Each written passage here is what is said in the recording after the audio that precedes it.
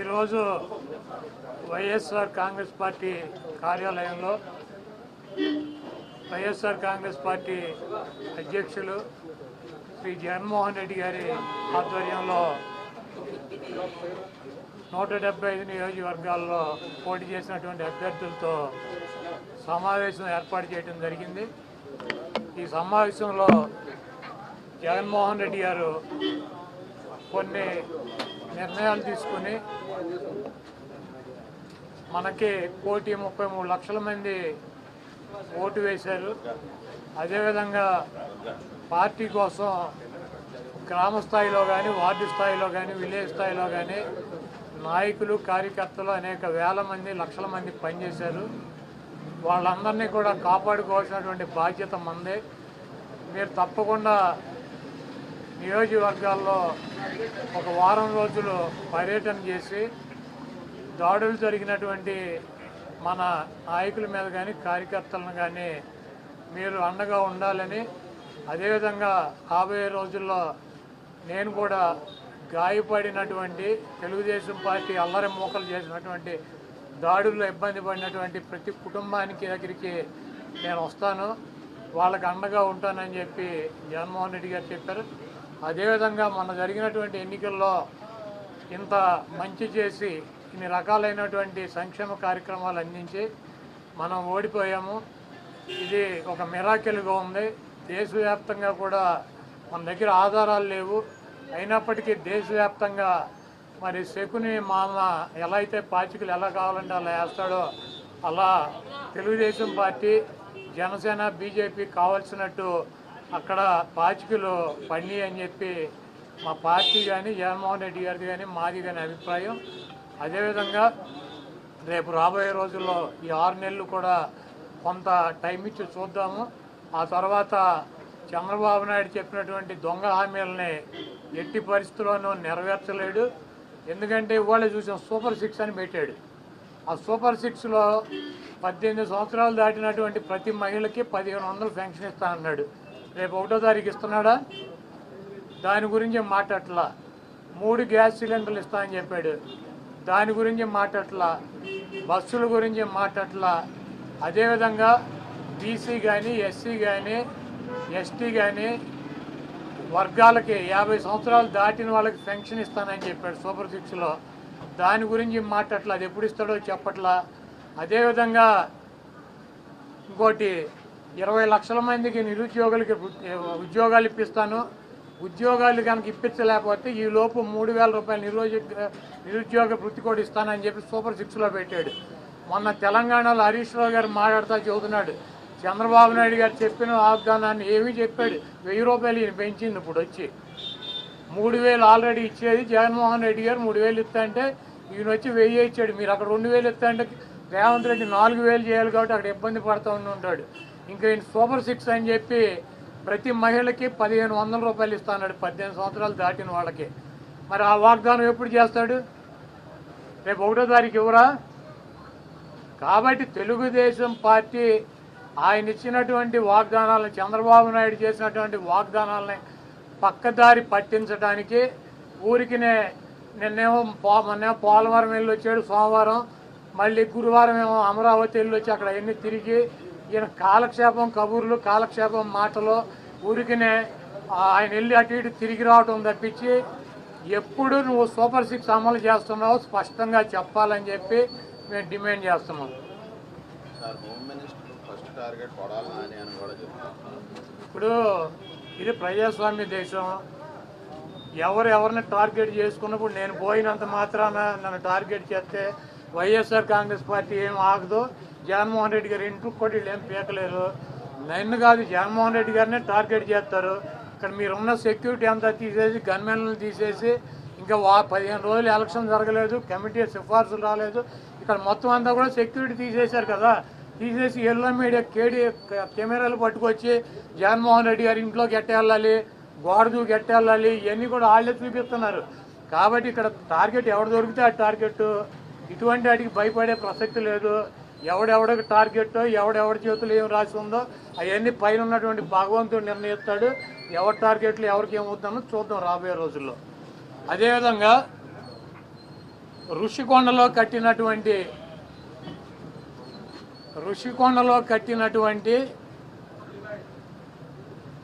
పర్యాటక కేంద్రంలో కట్టినటువంటి భవనాలనే ఈ సిగ్గు ఎగ్గు లేనటువంటి తెలుగుదేశం పార్టీ, ఈ సిగ్గు ఎగ్గు లేనటువంటి ఎల్లో మీడియా అది జగన్మోహన్ రెడ్డి గారి నివాసం అని చెప్పి చూపిస్తున్నారు 3 రోజుల నుంచి. వెళ్ళి జగన్మోహన్ రెడ్డి గారు అక్కడ నివాసం ఉన్నాడా? జగన్మోహన్ రెడ్డి గారు 2014 నుంచి 19 దాకా ప్రతిపక్ష నాయకుడిగా ఉన్నాడు. ఆయన కార్యాలయం లోటస్ పాండ్, ఇల్లు లోటస్ పాండ్. ఆయన లోటస్ పాండ్ హైదరాబాద్ నుంచే ప్రతిపక్ష నాయకుడికి ఉన్న 5 సంవత్సరాలు నడిపాడు. ముఖ్యమంత్రి అయిన తర్వాత 5 సంవత్సరాలు ఈ తాడేపల్లిలో ఉన్నటువంటి ఇల్లు క్యాంప్ ఆఫీస్ ఇక్కడి నుంచే నడిపాడు ఆయన కార్యాలయాన్ని కానీ ఇంటిని కానీ. జగన్మోహన్ రెడ్డి గారి రక్తంలో లేదు. ప్రభుత్వం కట్టించినటువంటి ఇళ్లలో ఉండటం కానీ, ప్రభుత్వం కట్టించినటువంటి గెస్ట్ హౌస్లో ఉండేటువంటి కర్మ జగన్మోహన్ రెడ్డి గారికి పట్టల. జగన్మోహన్ రెడ్డి గారు వైజాగ్లో సొంత ఇల్లు కట్టుకున్నాక అక్కడ షిఫ్ట్ అవుతాడు. అంతేగాని టూరిజం ప్లేస్లో కట్టినటువంటి ఆ హౌస్లో జగన్మోహన్ రెడ్డి గారు వెళ్తాడని చెప్పి ఎవడు చెప్పాడు వీళ్ళకి, వెధవులకి? అది జగన్మోహన్ రెడ్డి గారి కోసం కట్టించుకున్నటువంటి ఇల్లు అని చెప్పి రకరకాలైనటువంటి కథనాలు రాస్తున్నారు. అది ఒక అంతర్జాతీయ రాజధానిగా తీర్చిదిద్దాలన్నదే వైఎస్ఆర్ కాంగ్రెస్ పార్టీ లక్ష్యం. దాన్ని రాజధాని చేయాలన్నదే ఆ రోజు నిర్ణయించుకున్నాం. కాబట్టి అక్కడ ఇంటర్నేషనల్ సెమినార్లు జరుగుతున్నాయి. అనేక మంది ఇంటర్నేషనల్ సంబంధించినటువంటి దేశ విదేశాల నుంచి అనేక మంది పారిశ్రామికవేత్తలు వస్తున్నారు. కనీసం వాళ్ళకి సౌకర్యం ఉండటానికి అవకాశం లేనటువంటి పరిస్థితి ఉంది. కాబట్టి ఉత్తరాంధ్రలో ఉద్దానంలో దాదాపు 700 కోట్ల రూపాయలు పెట్టి హాస్పిటల్ కట్టించారు కిడ్నీ పేషెంట్ల కోసం అని చెప్పి. అదేవిధంగా విజయనగరం కావచ్చు, లేదా పార్వతీపురం కావచ్చు, ఉత్తరాంధ్రలోనే 650 కోట్ల రూపాయలు పెట్టి ఒక్కొక్క మెడికల్ కాలేజీ కట్టించారు. అదేవిధంగా టూరిజం ప్లేస్లో అంతర్జాతీయ సంస్థలు కానీ వ్యక్తులు కానీ వచ్చినప్పుడు అక్కడ ఒక విధి ఉండాలని చెప్పి ఒక మంచి భవనాన్ని నిర్మిస్తే 7 బిల్డింగులు అయ్యి, ఒక బిల్డింగ్ కాదు 7 బిల్డింగుల్లో జగన్మోహన్ రెడ్డి గారు ఉండరు. 7 బిల్డింగులు కట్టారు. ఆ 7 బిల్డింగుల్లో 7 బ్లాకుల్ని చూపించేది జగన్మోహన్ రెడ్డి గారు 450 కోట్ల రూపాయలు పెట్టి ఇల్లు కట్టుకున్నారని చెప్పి ఈ దుర్మార్గమైనటువంటి ప్రచారం చేస్తున్నారు. ఇవన్నీ కూడా ప్రజలు గమనిస్తారు. చంద్రబాబు నాయుడుకి ఇచ్చినటువంటి వాగ్దానాలు నెరవేర్చలేక నీకు సూపర్ 6లో పెట్టినటువంటి వాగ్దానం 1500 రూపాయలు ఇస్తానని చెప్పావా, చెప్పలేదా? 18 సంవత్సరాలు దాటిన వాళ్ళకి రేపు 1వ తారీఖు నీకు దమ్ముంటే 20 లక్షల మంది నిరుద్యోగులకు 3000 ఇస్తానని చెప్పావా లేదా? దాని గురించి చెప్పండి. నువ్వు దొంగ వాగ్దానాలు చేసి అధికారంలోకి వచ్చావు. నువ్వు దాని గురించి మాట్లాడండి ముందు. మీరు ఈ వాగ్దానాలను డైవర్ట్ చేయాలని చెప్పి ఒకటి తీసుకెళ్ళి 4 కెమెరాలు బాత్రూములు, లెట్రిన్లు, టబ్బుల్లో పెట్టి 30 లక్షలు పెట్టి బాత్రూమ్ కట్టాడు. జగన్మోహన్ రెడ్డి గారు ఇల్లు అది. జగన్మోహన్ రెడ్డి గారు ఎప్పుడన్నా ప్రభుత్వ కార్యాలయాలు ఉన్నాడా? జగన్మోహన్ రెడ్డి గారు ఎప్పుడన్నా ప్రభుత్వం గెస్ట్ హౌస్లో ఉన్నాడా? జగన్మోహన్ రెడ్డి గారు ఇల్లు కట్టించుకుని వెళ్తాడు వైజాగ్. నీకు మళ్ళీ ఎవడో కొంపలో దూరేటువంటి పరిస్థితి జగన్మోహన్ రెడ్డి గారికి ఉండదు. కాబట్టి జగన్మోహన్ రెడ్డి గారికి కట్టించినటువంటి ఇల్లు కాదు అది టూరిజం సంస్థ ద్వారా టూరిజానికి సంబంధించి కట్టించినటువంటి 7 బ్లాకులు వాటిని కట్టారు. వాటికి 400 కోట్ల రూపాయలు ఖర్చు పెట్టి అంతర్జాతీయ సెమినార్లు పెట్టినప్పుడు రాష్ట్రపతితో ప్రధానమంత్రి ఈ రాష్ట్రానికి రాజధాని కాబట్టి అది విఐపీలు వచ్చినప్పుడు అక్కడ వసతి గృహాలు ఉండాలని చెప్పి వాటిని అంతర్జాతీయ స్థాయిలో నిర్మించారు తప్పించి అది జగన్మోహన్ రెడ్డి గారి కోసం కట్టినటువంటి ఇల్లు కాదు. ఫర్నిచర్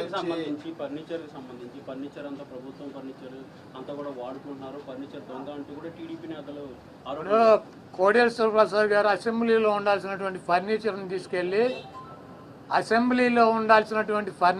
తీసుకువెళ్ళి ఎక్కడేసాడు? ఆయన బైక్ షోరూంలో వేసుకున్నాడు. అసెంబ్లీలో ఉండాల్సినటువంటి ఫర్నిచర్ బైక్ షోరూంలో వేసుకుంటే వాడిని దొంగ అంటారు. సీఎం క్యాంపు కార్యాలయానికి ప్రభుత్వం వచ్చినటువంటి విజిటర్స్ కోసం ఒక కార్యాలయం, సీఎం జగన్మోహన్ రెడ్డి గారి కార్యాలయం అయితే ఒక 10 మంది 20 మంది కూర్చుంటాకు ఉంటుంది. ఒక ముఖ్యమంత్రి కార్యాలయం కాబట్టి అక్కడ అదనపు వసతులు కావాలని చెప్పి ప్రభుత్వం కల్పిస్తుంది. ముష్టి పట్టుకుపోతే పట్టుకుపోండి, లేకపోతే డబ్బు విలువ చెప్తే కడతామని ఫస్ట్ రోజు చెప్పాం. దీని గురించి ఏం రాద్దాం, కావాలంటే పట్టుకుపోండి. తొక్కలో ఫర్నిచరు ఎంత, ముష్టి ఫర్నిచర్ ఎంత ఉంటుంది? కావాలంటే పట్టుకురండి. మేము షోరూమ్లో వేసుకున్నాం, తీసుకెళ్ళి మా సాక్షి ఆఫీసులో వేసామా? కాదు, మాకు క్యాంప్ ఆఫీసులో పెట్టినటువంటి ఫర్నిచర్ని తీసుకెళ్ళి సాక్షి ఆఫీసులో వేసుకున్నామా? దొంగ అంటే అసెంబ్లీలో ఉండాల్సినటువంటి ఫర్నిచర్ని తీసుకుని బైక్ షోరూమ్, నీ సొంత షోరూమ్లో వేసుకుంటే వాడిని దొంగ అంటారు. అంతేగాని క్యాంప్ ఆఫీసులో ఇచ్చినటువంటి ఫర్నిచర్ క్యాంప్ ఆఫీసులో ఉంటే దానికి కావాలంటే డబ్బు కడతాం, లేదంటే ఫర్నిచర్ తీసుకుపోమని చెప్పాం. దానికి దొంగ ఇవన్నీ పనికిరాని మాటలు. ఋషికొండ ఫర్నిచరు, దాడులు, కొడాల నాని టార్గెట్, జగన్మోహన్ రెడ్డి టార్గెట్, ఇక్కడ పోలీసులు తీసాం. ఇవన్నీ సొల్లు పురాణం. మీ చేతనేం చేసుకోండి, నో ప్రాబ్లం. మీరు సూపర్ 6లో పెట్టినటువంటి వాగ్దానాలనే మీరు ఎప్పుడు అమలు చేస్తున్నారో చెప్పాలి. జగన్మోహన్ రెడ్డి గారు తరఫున మేము అడుగుతున్నాం, వైఎస్ఆర్ కాంగ్రెస్ పార్టీ తరఫున. చంద్రబాబు నాయుడు అమలు చేసే బాధ్యత నాదని చెప్పి పవన్ కళ్యాణ్ గారు కూడా చెప్పాడు. కాబట్టి ఇవన్నీ సొల్లు పురాణాలు వద్దు, మీరు చేతనేం చేసుకోండి, నో ప్రాబ్లం. మీరు ఎవరిని చంపేయాలో చంపేయండి, ఎవరిని కొట్టాలని ఉన్నారు కొట్టండి, ఏం చేయాలని ఉన్నారు చేసుకోండి. మీరు సూపర్ 6లో ఇచ్చినటువంటి వాగ్దానాలనే 1వ తారీఖు నుంచి 4000 పెన్షన్తో పాటు అమలు చేస్తున్నారా లేదా, దీనికి స్పష్టంగా సమాధానం చెప్పండి.